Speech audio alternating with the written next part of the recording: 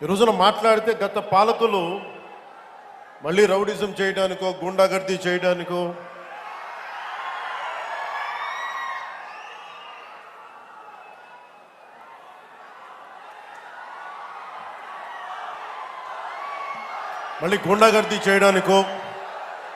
Rowdyism చేయడానికో అలాంటి భావన మళ్ళీ ఉంది.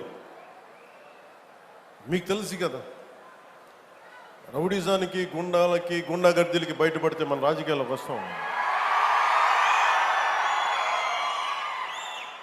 కేసులు పెడతాం, వస్తే 29లో మేము అంతు చూస్తామంటే మీరు రావాలి కదా. మీరు ఎలా వస్తారో మేము చూస్తాం.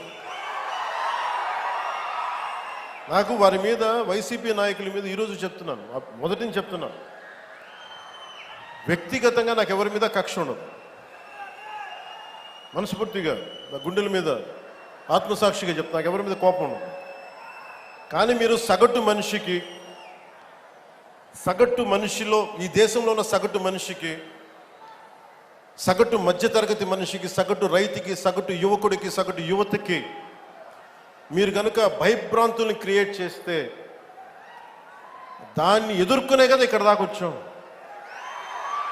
మీకు 151 సీట్లు వచ్చినప్పుడు కదా, నేను 2 చోట్ల ఓడిపోయినప్పుడు కదా మేము ఎదుర్కొని బలంగా నిలబడింది. అంటే గుండెల్లో ఎంత దమ్ము ఉండాలి,